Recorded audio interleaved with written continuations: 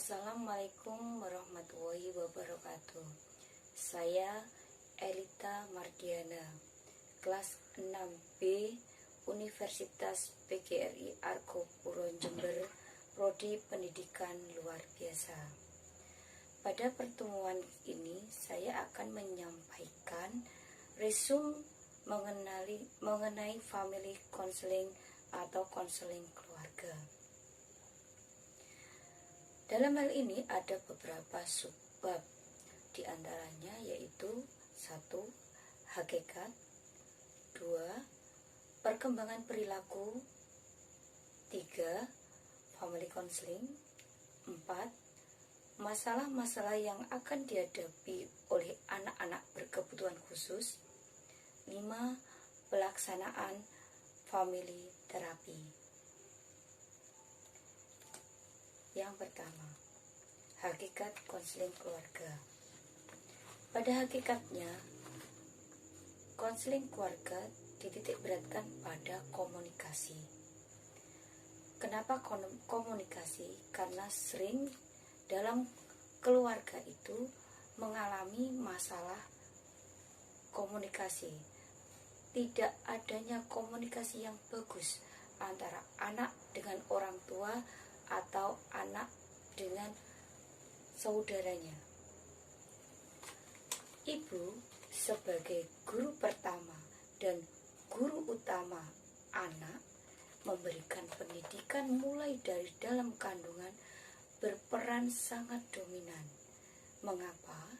Karena keluarga adalah lembaga non-formal yang pertama kali dikenal anak dalam pendidikan karakternya.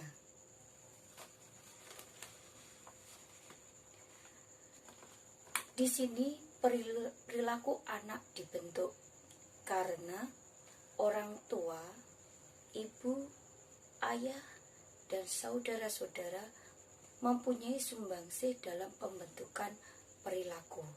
Tujuan terapi ini adalah untuk mengoptimalkan potensi anak berkebutuhan khusus seoptimal mungkin.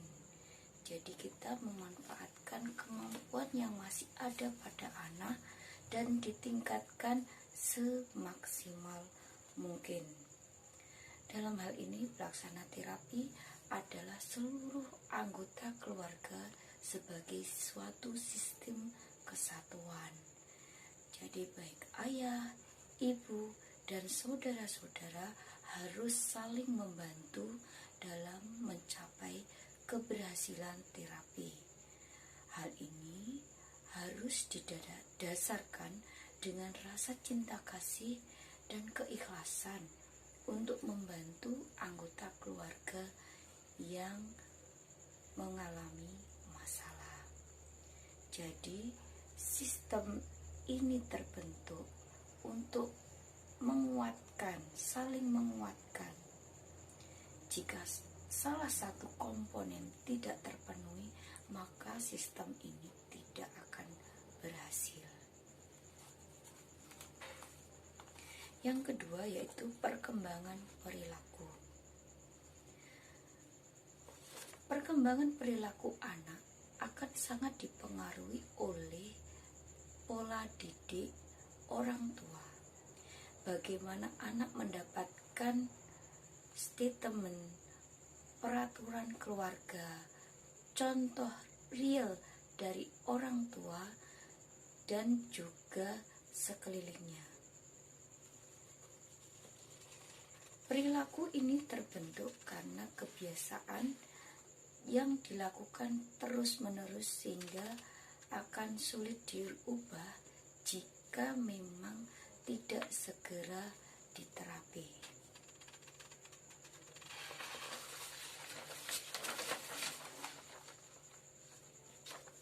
Contohnya, apabila ada anak sering melakukan tindak kekerasan di luar rumah, kita lihat dulu bagaimana cara mendidik di dalam rumah. Jika anak sering melihat orang tuanya bertengkar atau salah satu orang tuanya sering melakukan kekerasan pada dirinya atau keluarganya yang lain, bisa ibunya atau saudaranya, maka anak akan mencontoh. Di sini karakter anak akan terbentuk seiring dengan kebiasaan-kebiasaan orang tua memberikan contoh-contoh negatif tersebut. Yang ketiga yaitu family constellation. Family constellation ini adalah urutan kelahiran yang mempengaruhi karakter anak.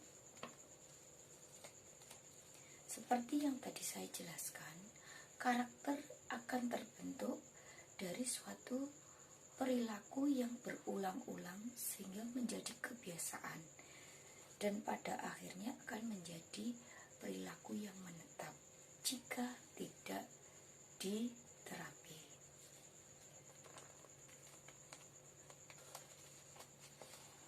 Pada anak pertama dalam hierarki keluarga, biasanya akan sangat diharapkan kehadirannya.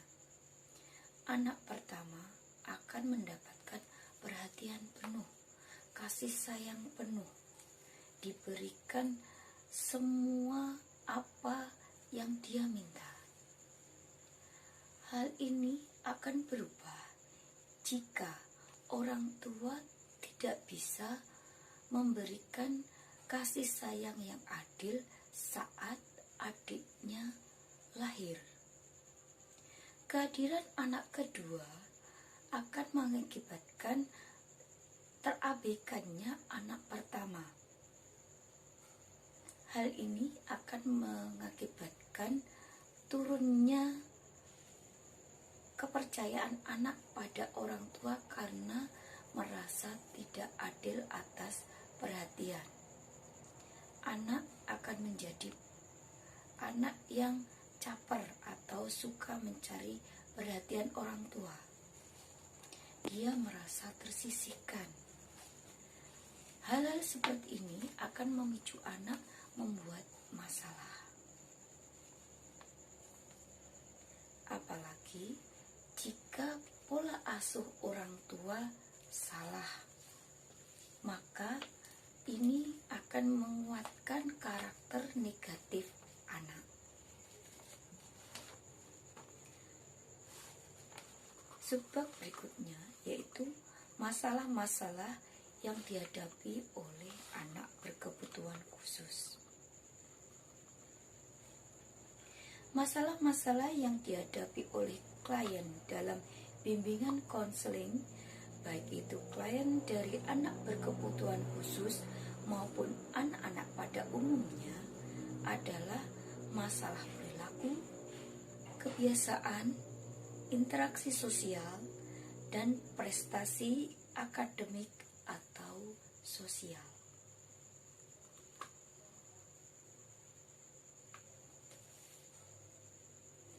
Contohnya pada prestasi akademik. Pada prestasi akademik, masalah-masalah yang timbul ini biasanya anak bolos sekolah, atau mereka tidak mau mengerjakan tugas dengan baik, membantah guru, melanggar peraturan sekolah, motivasi belajar yang rendah. Hal-hal ini menjadi masalah yang sangat dominan pada prestasi akademik. Dalam penanganan kasus-kasus yang seperti ini dilakukan oleh konselor sebelum memberikan terapi pada klien adalah bertemu dengan orang tua. Pada sesi awal, konselor harus benar-benar melihat latar belakang orang tua. Mengapa demikian? Karena masalah anak, baik itu di sekolah, baik itu di luar lingkungan keluarga, berasal dari lingkungan keluarga. Dalam hal ini, orang tua.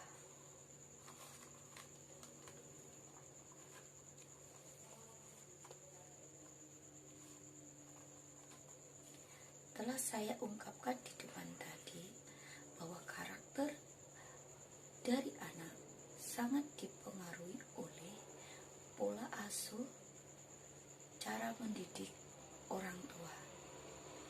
Contoh-contoh yang diberikan orang tua, statement-statement orang tua, dan peraturan-peraturan keluarga yang diterapkan secara adil kepada anak, sehingga akan mempengaruhi kualitas perkembangan pribadi anak. Sebab yang terakhir yaitu pelaksanaan family terapi atau terapi keluarga.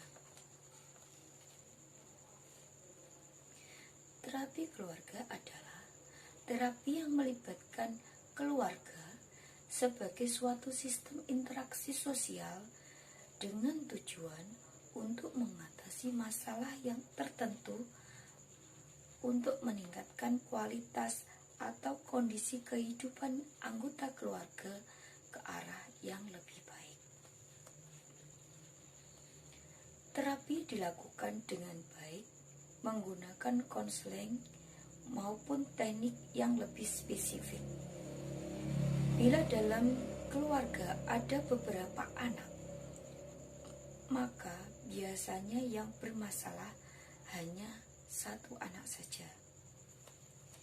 Anak bermasalah ini adalah manifestasi dari sistem keluarga yang bermasalah.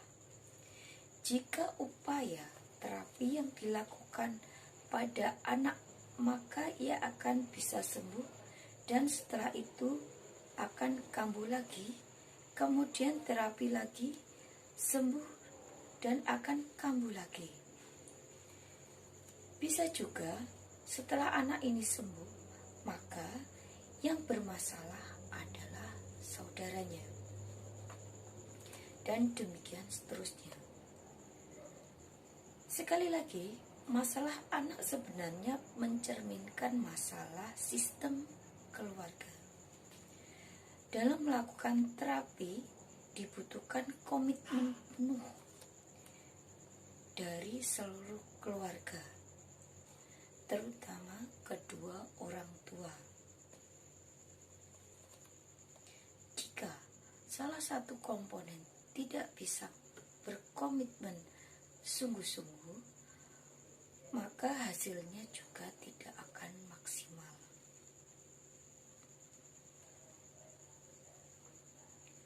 Keberhasilan family terapi ini juga sangat ditentukan oleh integritas, kredibilitas, dan level otoritas terapis di mata orang tua.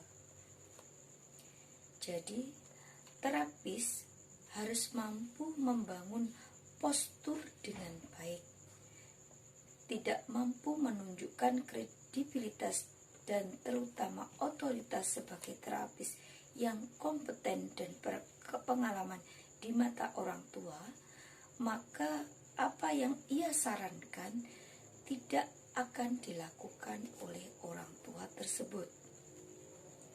Hal ini sangat menghambat proses terapi.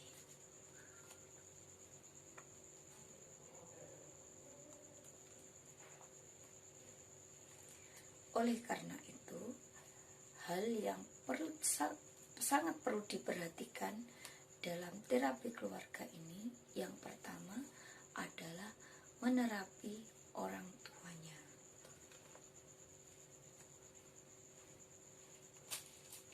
hal ini dilakukan karena sebenarnya pola asuh orang tua yang mengakibatkan timbulnya masalah pada diri anak.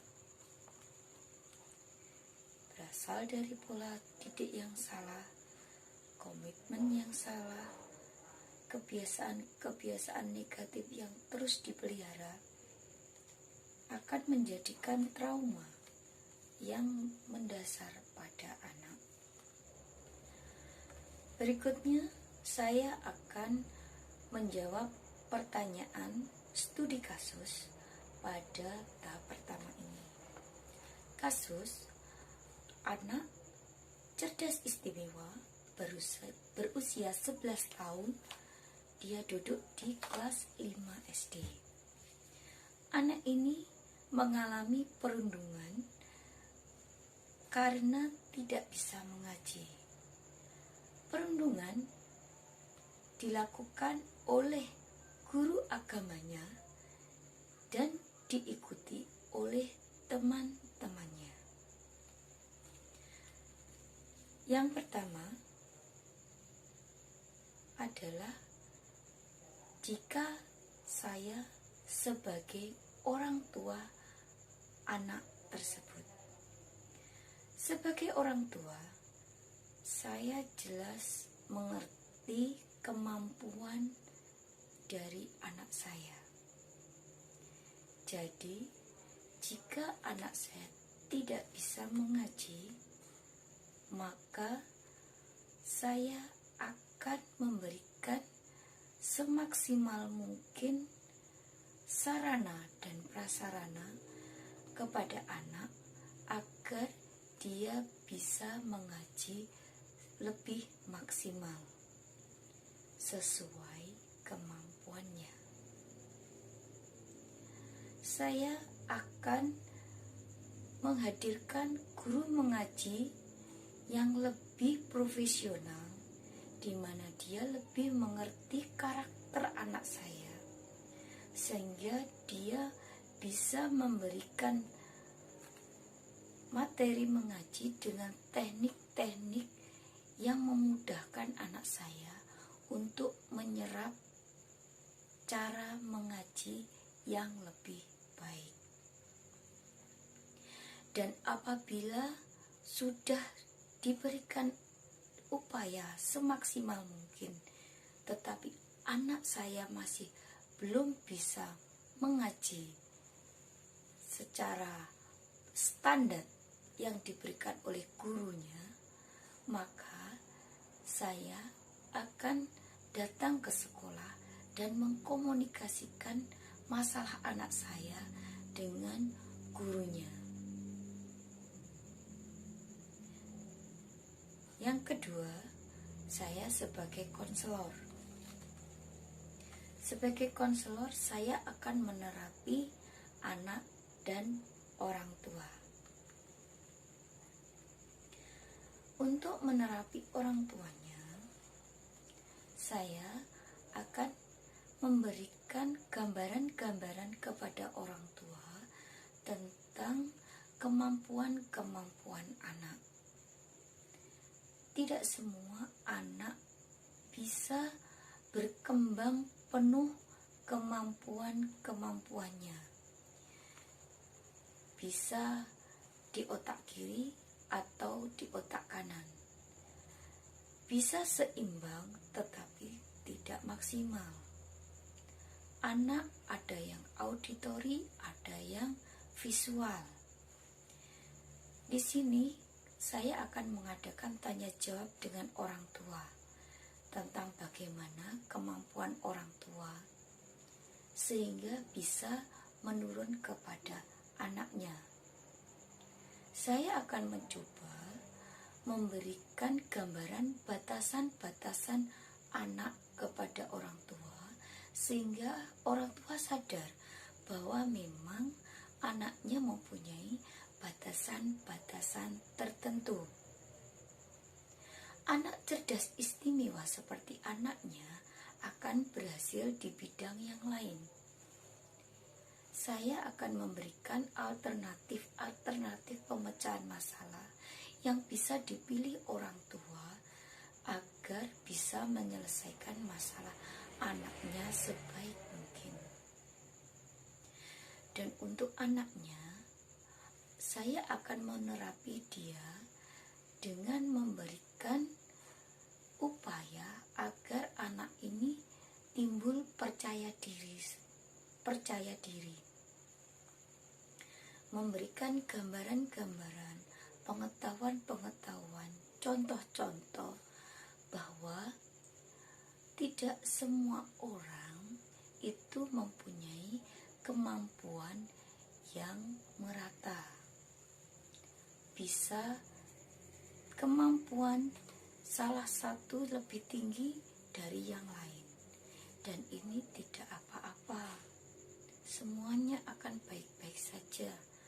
Ciptaan Allah itu memang tidak ada yang sempurna, dan kesempurnaan manusia terletak pada ketidaksempurnaannya. Kemudian saya akan berperilaku sebagai kepala sekolah yang akan menerapi guru agamanya. Sebagai kepala sekolah, saya akan memberikan gambaran kepada guru saya yang sebelumnya gambaran itu akan saya peroleh dari penilaian guru secara konsisten. Jadi saya akan selalu menilai guru dalam waktu-waktu tertentu. Di sini saya akan lebih mengenali guru tersebut. Guru yang telah memberikan bullying, perundungan kepada anak akan lebih cepat saya deteksi.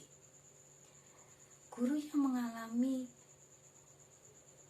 penurunan kemampuan pengertian pada anak akan saya asesmen, sehingga saya mengerti bagaimana untuk menangani guru tersebut. Pertanyaan yang ketiga yaitu, jika saya sebagai kepala sekolah dan menemui guru yang melakukan perundungan. Sebagai kepala sekolah, saya wajib memberikan terapi kepada guru yang memberikan perundungan kepada muridnya sendiri. Guru tersebut akan saya panggil secara personal. Kami akan berbicara 4 mata dan saya akan menanyakan secara langsung alasan-alasan di balik perundungan tersebut. Saya akan menelaah apa yang sebenarnya terjadi. Guru yang melakukan perundungan tersebut jelas adalah suatu kesalahan.